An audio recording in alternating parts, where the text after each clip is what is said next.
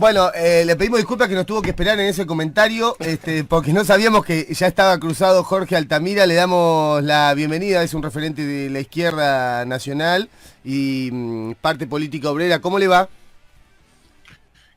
Buenos días. Bueno, buenos días. Le agradecemos estos minutitos con nosotros. Si le puedo preguntar alguna reflexión que le comparta a la audiencia sobre la elección que hizo la izquierda a nivel nacional. Acá en Puerto Madryn sacó más votos que el oficialismo, o sea, fue la tercera fuerza. Sí, eh, indudablemente que el retroceso que tuvo el Frente de Todos se derivó, bueno, por un lado a la abstención, por otro lado un crecimiento de la derecha y también del Frente de Izquierda. Lo que importa ahora de este crecimiento es cómo se va a manifestar en las elecciones del 14 de noviembre. ¿Qué tal, Jorge? Lautaro Merino lo saludo. Le hago dos ¿Qué tal, comentarios. Lautaro? El primero, le tengo que agradecer una vuelta que usted me atajó en Plaza de Mayo una vez que me bajó la presión, que yo le estaba haciendo una nota. Hacía calor, me Y imagino. no le puedo agradecer porque lógicamente usted se tuvo que ir, pero me atajó usted. Así que gracias por eso, porque nunca se lo puedo agradecer. Y Eso habla de muchas marchas y mucha presencia de sí. Altamira por ahí. Y segundo, es la primera vez que Política Obrera se presenta a una elección, ¿no? Por fuera del Frente de Izquierda. Bueno, nosotros en realidad propusimos un traspaso de toda la izquierda, que fue rechazado. Nuestra presentación tuvo un carácter, en cierto modo, emergencial porque obtuvimos tardíamente y en forma parcial nuestra legalidad que tuvimos que pelear durante la pandemia. Es decir, que llegamos a la elección como una fuerza política que al menos los electores no tenían registrado con anterioridad. Podíamos haber optado por presentarnos en otra elección o hacerla en esta, a pesar de estas desventajas, pero nos pareció que teníamos que hacerlo en esta ocasión en función de dejar establecidas nuestras posiciones políticas con vistas a una crisis nacional que considerábamos o que juzgábamos inevitable. Claro. Entonces, por un lado, no tuvieron tiempo y la pregunta que es lo que yo venía reflexionando estos días respecto al movimiento de la izquierda o del Frente de Izquierda más bien, que tiene poco tiempo, pocos años desde su formación. ¿Cuál es la diferencia ideológica o metodológica que termina por decir, bueno, la verdad que armamos un partido distinto al No, resto bueno, de el los partido partidos no que tiene que ver componen el con el Frente? Frente de Izquierda, Hmm, sino que tiene que ver con una crisis al interior del Partido Obrero.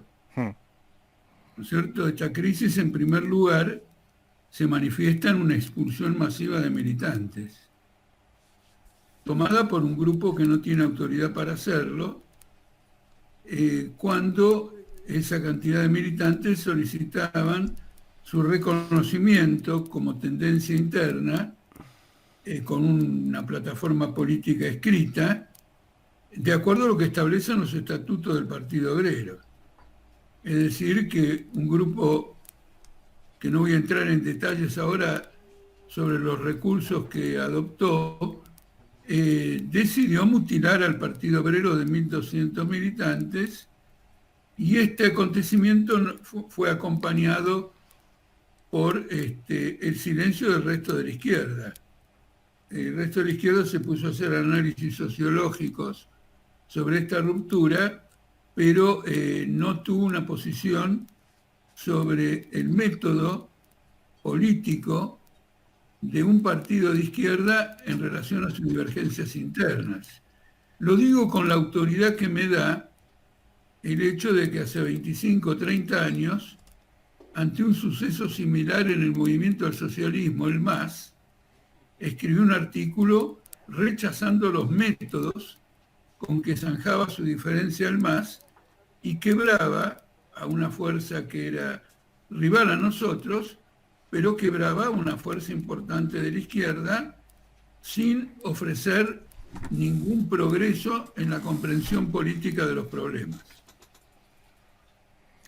Está bien, pero por un lado yo pensaba, si uno sumaba en las elecciones anteriores, por ejemplo, cuando hacen estas rupturas que terminan sacando porcentajes dentro de la misma izquierda, que tampoco es una fuerza mayoritaria, evita, por ejemplo, que ocupen una banca más, digamos, ¿no? A mí lo que me da la sensación es que muchas veces la típica chicana en la que se le cae a la izquierda, esas frases hechas, ¿no? De funcionar a la derecha, que son poquitos y se pelean entre todos.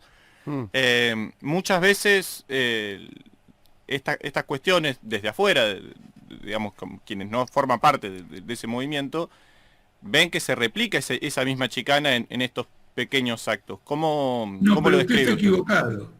Está bien.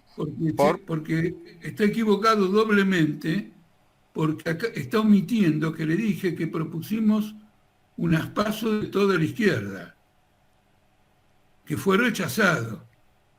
Luego fue rechazado en nombre de que las PASO son un mecanismo proscriptivo del sistema, e inmediatamente después tuvieron paso en todos lados, y en el caso de algunos distritos, con consecuencias muy destructivas. Es decir, que lo que rechazaron de conjunto lo terminaron aplicando a una reyerta interna cuyos alcances veremos cuáles son, porque el haber formado una lista única, como ocurre con las PASOs, no elimina estas rispideces internas que en general carecen de principios, porque antes de entrar a las PASO se pusieron de acuerdo con un programa. Es decir, que no era el programa lo que estaba en discusión en las PASOs del Frente de Izquierda, sino una disputa de cargos. Esto, sea más funcional a este o sea más funcional al otro, es absolutamente contrario a los principios de organización política de los partidos de izquierda y socialistas.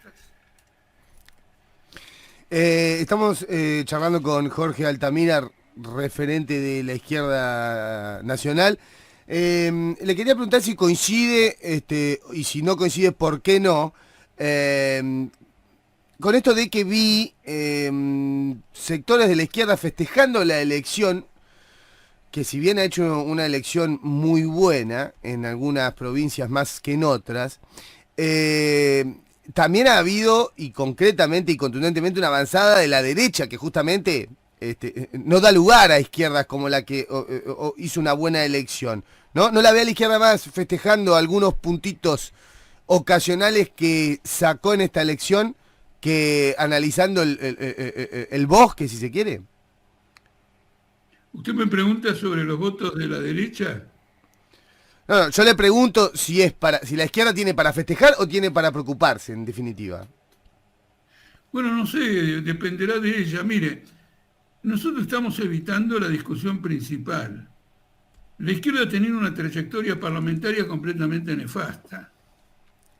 Ha aprobado grandes proyectos inmobiliarios que favorecen a grupos capitalistas, como la rezonificación de Boedo. Le ha dado quórum a Capitanich para aprobar el presupuesto que contempla el pago de la deuda pública de Capitanich, y se lo volvió a dar para la privatización de tierras o de terreno del Estado. Asimismo, como es conocido por todos, votó una declaración que ratifica los acuerdos de Argentina con una declaración de Netanyahu y Trump que asimila al antisionismo con el antisemitismo. Entonces, el juicio sobre las elecciones es necesario hacerlo, el análisis hay que hacerlo porque es un fenómeno político objetivo. ¿Qué pasó exactamente en las elecciones? ¿Cómo se manifestó esto y cómo se manifestó lo otro? Pero no puede omitir de qué clase de izquierda estamos hablando, porque ahora hay elecciones parlamentarias. Es decir, que los que votan a la izquierda están votando a favor de la continuidad de la política parlamentaria que yo les estoy denunciando. Eso es incuestionable. Ahora, el planteo que usted hace es en cierto modo más profundo, porque resulta que frente a una política antipopular, el ganador aparece siendo Juntos por el Cambio. De manera que piensan los trabajadores que sería la alternativa al fracaso del gobierno. Bueno, acá interviene el problema de la abstención. ¿Cuánta gente se abstuvo porque no quería votar al gobierno, pero tampoco a Juntos por el Cambio? Sí. Este es un aspecto del problema. El otro aspecto del problema es que Juntos por el Cambio hizo una corrida que ya había intentado hacer bajo el gobierno de Macri, pero que Macri la abortó, que es una presencia masiva de gente contraria a Macri, que se manifestó principalmente en la lista de la Unión Cívica Radical. Hay indudablemente una confusión política muy grande en el electorado, pero esa confusión se va a disipar con el desarrollo de la crisis social y la crisis política.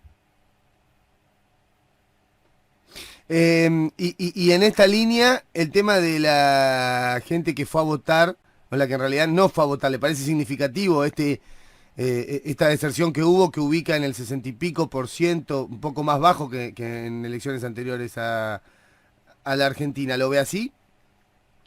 Mire, exactamente no le escuché. Entendí algo de la abstención, pero Sí, no sí, entendí de la la gente que no fue a pregunta. votar, ¿se le parece significativo? ¿Se le parece que hay un mensaje allí? Bueno, no lo puedo saber. Mire,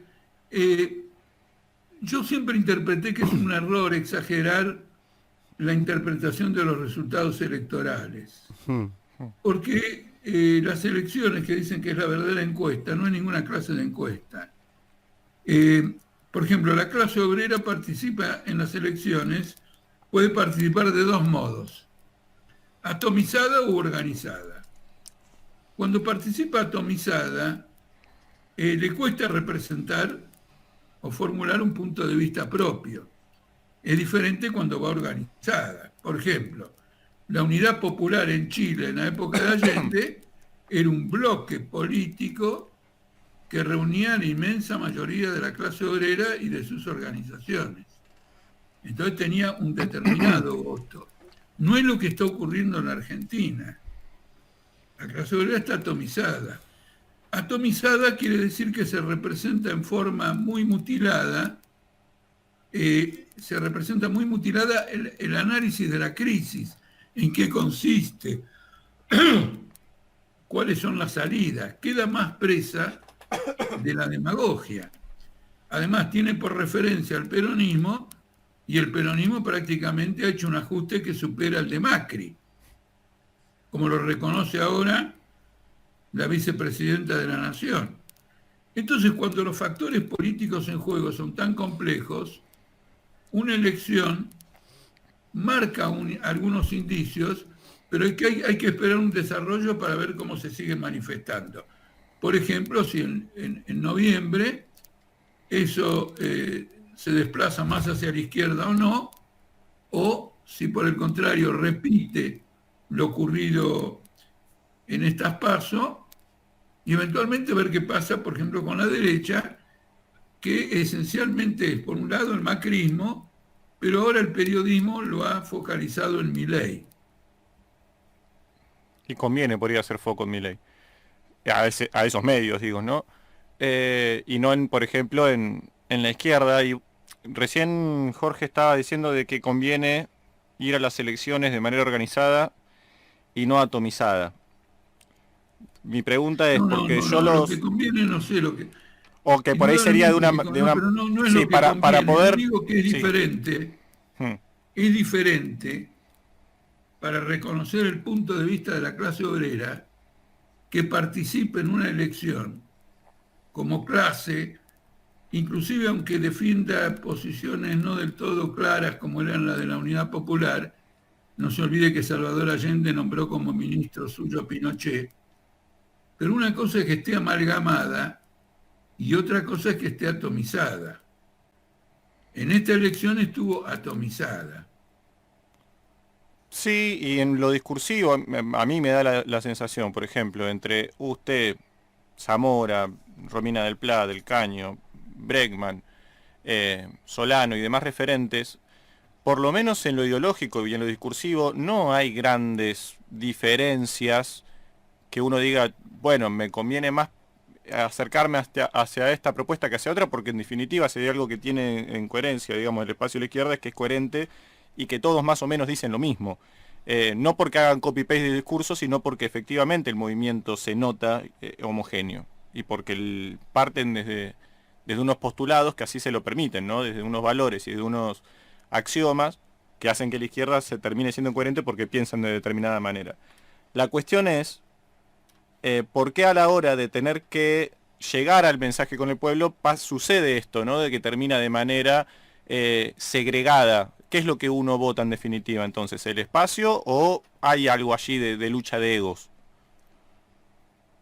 La verdad que no, casi le digo que sinceramente no entiendo en absoluto, no es que no escucho, no entiendo el razonamiento. Yo le acabo de explicar a usted que la izquierda ha seguido una política parlamentaria de apoyo a la clase capitalista. Naturalmente, después cuando van a la televisión, pueden parecer tener un discurso todos similares. Y seguramente el gran público lo percibe de esa manera, no tengo la menor duda. No solo eso, en la campaña electoral que realicé, la mayor parte de la gente creía que yo era candidato del Frente de Izquierda. Había una gran confusión. La divergencia ya se las expliqué, no me diga ahora que todos decimos lo mismo. Eso es lo que percibirá usted, y no solo usted, sino una mayoría. Pero una cosa es lo que percibe y otra cosa es lo que es. No son lo mismo.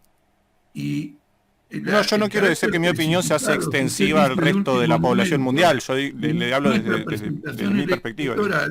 Ayuda naturalmente a crear una confusión sobre lo que es. Pero no, tenemos una divergencia política abismal. El Frente de Izquierda se ha incorporado a la corriente de izquierda internacional que no pasa de ser un complemento de izquierda del sistema político actual.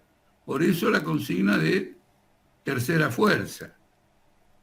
Ahora, que la gente tome en cuenta esto y entre en los detalles y en las polémicas de la izquierda en un país donde la izquierda es tan minoritaria, naturalmente es otra cosa. Pero lo que le voy a pedir es que no cambiemos en el curso de la entrevista el enfoque de manera de que lo que dije antes aparezca anulado después. No. De hecho yo pregunto para comprender la situación porque al no estar adentro precisamente y no saber los pormenores de las cuestiones internas, porque tampoco es algo que abordemos mucho, quiero aprovechar este momento para que con la experiencia que tiene usted y el recorrido que tiene usted me lo deje claro. Pero de ninguna manera, por eso, de ninguna manera yo quiero imponer, la perspectiva que yo tengo diciendo que es extensiva al resto. Yo le aclaré muy bien que votaciones como esta y varias más, no voy a hacer un listado ahora en todo, ha marcado un cambio de rumbo muy acentuado que estaría presente en el pasado en el Frente de Izquierda, pero que ahora ha cobrado un rumbo muy acentuado. Eso se lo dije. Segundo lugar, también les dije sobre el carácter liquidacionista de la expulsión de 1.200 militantes de un partido. Algo que nos afecta, pero que afecta por sobre todo los principios políticos de una organización socialista y de izquierda, y les señalé que cuando 30 años antes ocurrió lo mismo con un partido rival, tuve esta misma posición. Porque esta política liquidacionista, expulsiones y cosas de este tipo, tienden a formar partidos de camarillas y obstaculizan la formación de poderosas fuerzas de la clase obrera. Además marcan una especie, voy a aprovechar una expresión que usted usó, son funcionales a la derecha porque dicen, miren, nosotros los radicales dirimimos nuestras divergencias mediante una discusión y no expulsamos a nadie, y la izquierda, siguiendo los ejemplos del totalitarismo, zanjan sus discusiones con expulsiones masivas en un lapso de 2 o 3 horas, decididos por una camarilla. Le estoy dando la información. Ahora, claro, yo entiendo muy bien que usted no se tiene que quedar con nuestra información. Coteje esta información con la otra, pero lo que hasta ahora ignoraba, a partir de esta entrevista, ignora menos, y si completa su investigación, definitivamente dejará de ignorar. Quiero hacer una, Sí. una salvedad. Yo no digo que la izquierda es funcional a la derecha porque lo pienso, sino que traía la frase hecha, la chicana, para poder precisamente indagar sobre por qué se arma esa representación social alrededor de la izquierda y qué es lo que hace la izquierda, no el Frente de Izquierda, sino la izquierda en general, como para que termine sucediendo esa representación social. No es que yo la sostenga. Eso es una manipulación del peronismo. Como el peronismo se considera la representación del país entero, le adjudica a la derecha, le adjudica a la izquierda un funcionarismo hacia la derecha que no tiene, en general, en la mayoría de los casos, no lo tiene en absoluto. Por ejemplo, en este momento, Cristina Kirchner ha reconocido que durante un año de gobierno ella ha sido funcional a la derecha, votando ajustes a las jubilaciones, votando, digamos, una disminución del gasto social, aprobándolo, dándole manija a Guzmán, impulsando el acuerdo con el FMI. Eso ya no es hacerle el juego a la derecha, esa es la política de la derecha. Mucho más grave que cualquier imputación a la izquierda. De manera que forma parte de una lucha política en donde los agravios son una parte de la lucha política. Esto ya lo reconoció Marx hace 200 años.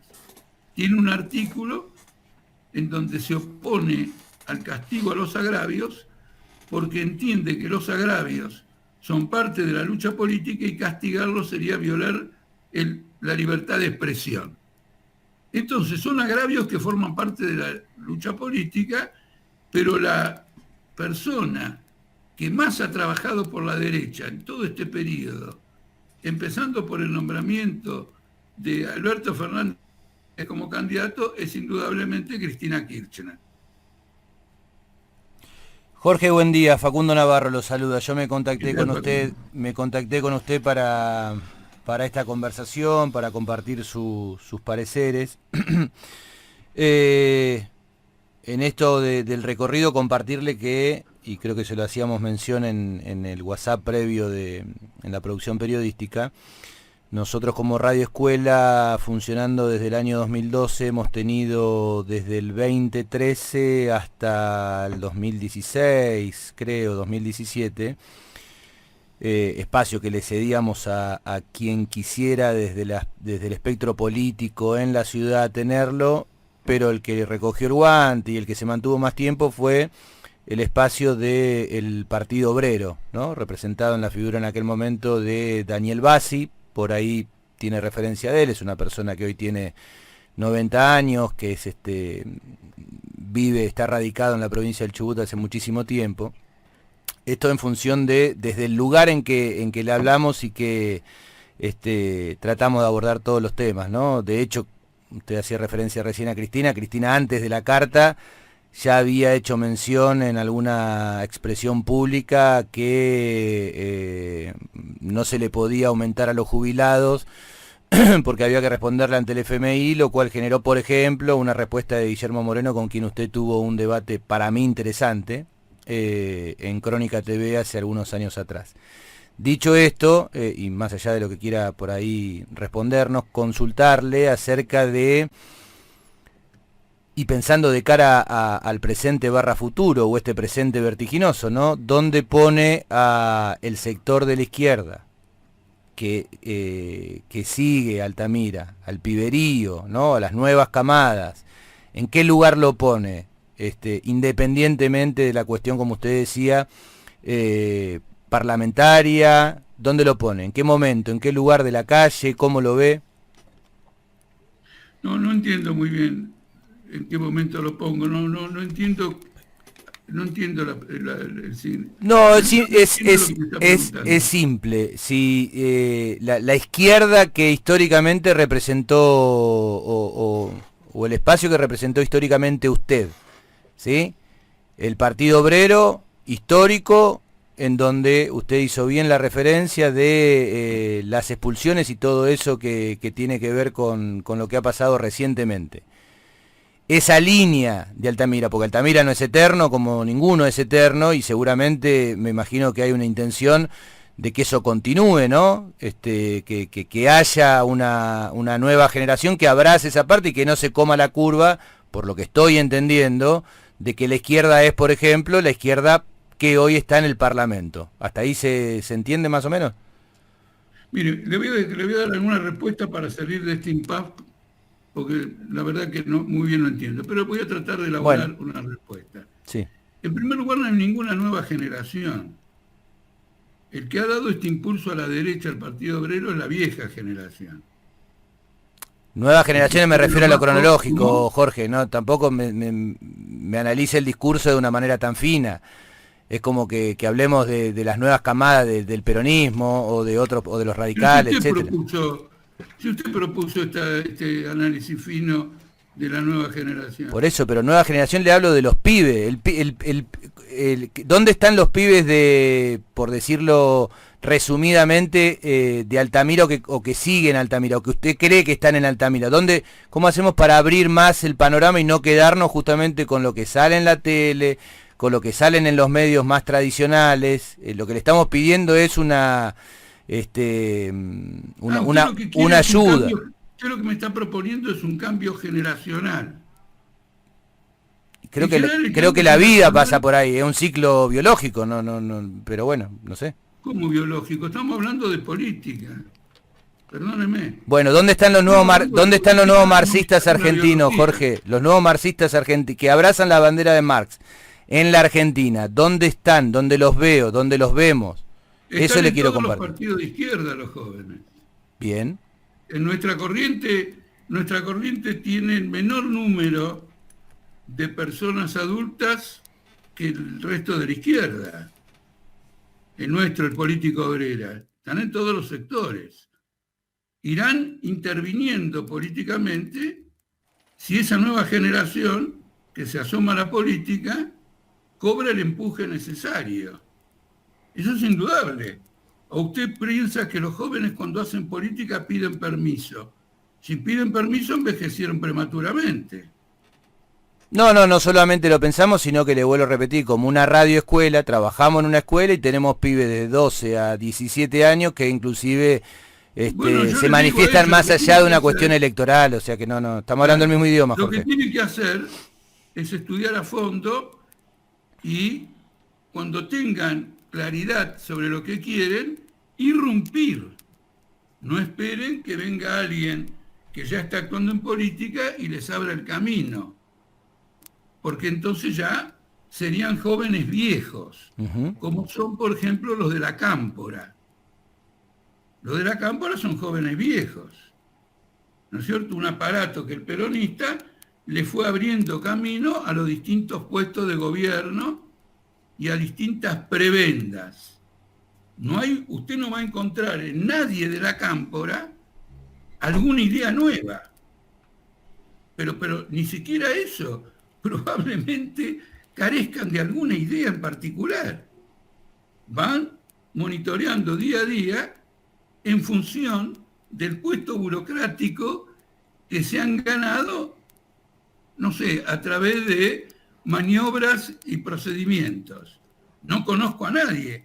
El último que recuerdo que pensaba políticamente por su cuenta fue este hombre Horacio González, que falleció lamentablemente, y pensaba por su cuenta. Después del otro lado no conozco a nadie. ¿O usted lee con frecuencia los pensamientos de la Cámpora a través de sus jóvenes? La clave para la juventud es que irrumpa, recogiendo las necesidades históricas de la época que está viviendo, que irrumpa. ¿Como quién? Como por ejemplo el Che Guevara, que tenía 27 años cuando hizo la revolución y tenía 24 cuando la preparó, o Fidel Castro, que tenía 29 cuando hizo la revolución y tenía 22 cuando lanzó el ataque al cuartel de Moncada, o León Trotsky, que tenía 24 años, cuando fue electo presidente del Soviet de Petrogrado. ¿Usted cree que Castro, Guevara y Trotsky pidieron autorización para llegar a eso? De ninguna manera. Lo que nosotros promovemos, y lo estoy promoviendo ahora exactamente con el discurso con el que me dirijo a ustedes, es que irrumpan. Si tienen ideas para irrumpir, que irrumpan. Otro mecanismo no hay para crear generaciones revolucionarias. Hay que alentar a que irrumpan. Si tienen ideas van a irrumpir, porque si no tienen ideas, no van a irrumpir. Podría ocurrir incluso que la presente generación más bien actúe en forma de retroceso, como replegándose de fracaso de las generaciones anteriores. Es un escenario, lo demás es propaganda que desarrollan algunos contra otros. En cuanto al Frente de Izquierda, tiene varias peculiaridades. En primer lugar, en gran parte de sus partidos, sus líderes no los conoce nadie, porque no son las figuras que se presentan a elecciones. De manera que no están construyendo un liderazgo. Y para ocultarse, apelan a la teoría de la renovación. Pero ellos ponen como candidatos, y por lo tanto como supuestos líderes, a las personas que no lo son. En el caso del Partido Obrero, los que lo manejan es la vieja generación. Lo que ha ocurrido es que esa vieja generación ha roto con la historia del Partido Obrero. Una manifestación de esta ruptura, les paso otra información, es que los artículos que yo he escrito en el curso de la historia del Partido Obrero, en el archivo digital, están cambiándose los nombres, aparecen sin nombre. Ya lo hemos denunciado reiteradas veces, o aparecen suplantados por una firma que dice Partido Obrero. Por eso nosotros estamos haciendo un enorme trabajo para publicar esos artículos con la firma de los autores originales. Así que a este extremo hemos llegado en esta disputa política que marca un gigantesco retroceso en el caso del Partido Obrero. Por eso el Partido Obrero políticamente está en recule constante. Déjenme decirle lo último. Cuando ustedes hablan del Frente de Izquierda, se refieren a un fenómeno electoral. En la práctica cotidiana, el Frente de Izquierda es lo contrario de un frente. En todos los sindicatos es un factor de disputa. Se presentan unos contra otros, dividen al activismo, no desarrollan una política de unidad. Si no, verifíquelo usted mismo, no quiero meterme en señalamientos sobre todos los sindicatos en que ocurre esto, verifíquelo usted mismo. Pero es lo que ocurre.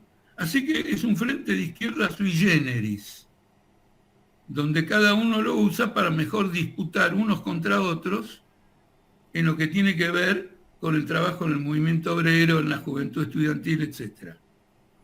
Jorge, saludarlo y pedirle por ahí, en función de que si bien obviamente Internet nos lleva por uno vaya a saber dónde, con sede en Puerto Madryn y tratando siempre de regionalizar los temas. Esto que usted ha mencionado nos remonta a los últimos 10 años, le diría, con situaciones en Reina Mora, una fábrica textil en la ciudad de Puerto Madryn, con Guilford en Comodoro Rivadavia, con Alpesca, una pesquera aquí en la ciudad de Puerto Madryn, y así con otras situaciones, con Pepsi en Trelew, así situaciones bastante traumáticas y dramáticas del obrero y de la obrera.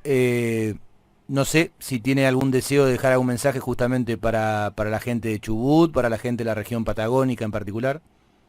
Mire, yo el mensaje que le puedo dejar es el siguiente. Los sectores combativos del movimiento obrero debieran presentarse unificados por medio de un congreso del activismo obrero. Es decir, aquella falta de, como le decía antes, la atomización tiene que ser superada por medio de una homogeneización política donde la clase obrera se siente una fuerza colectiva, y hacer un congreso obrero que fije una posición frente a la crisis actual, sería un gran paso. Sería efectivamente un gran paso, porque le estaría señalando a la clase obrera la necesidad de una acción colectiva en el campo político. Y la necesidad de una acción colectiva en el campo político es porque la crisis que se está desarrollando en la actualidad puede derivar en un desenlace de la Rúa, es decir, en una caída del gobierno y un llamado de elecciones anticipadas o algo por el estilo, porque nadie se va a engañar de que este remedio que han hecho pueda durar. Si las elecciones de noviembre constituyen un golpe más severo todavía para el gobierno, podríamos decir que tiene los días contados. ¿Cómo la clase obrera va a responder a eso? Entonces, para contestar a esa pregunta, habría que tomar esta iniciativa, y esta sería una iniciativa realmente unitaria que reforzaría en otro campo, en el campo electoral, los procesos también unitarios. Pero habría que arrancar de la base de la clase obrera. Si la clase obrera no interviene en política, el límite de la izquierda ya está cantado, porque no puede tener otra sustentación que la clase obrera. La sustentación en la pequeña burguesía es volátil, caprichosa y no tiene sustancia. Entonces creo que en Chubut y en todo el país habría que promover una iniciativa de este carácter, y nosotros vamos a empezar a promoverla exactamente a partir del día de hoy. Desde Radio Escuela Namuncurá, Facundo Navarro es mi nombre, Lautaro Merino y Fabricio Carelli, con quien hablaba antes, le mandamos un saludo muy grande y gracias por este ratito compartido con nosotros. No, yo les agradezco muchísimo a ustedes, además por la franqueza y la claridad y, digamos, ¿cómo podría decir? Lo crítico de los planteos que me han dirigido. Muchísimas gracias. A disposición, un saludo.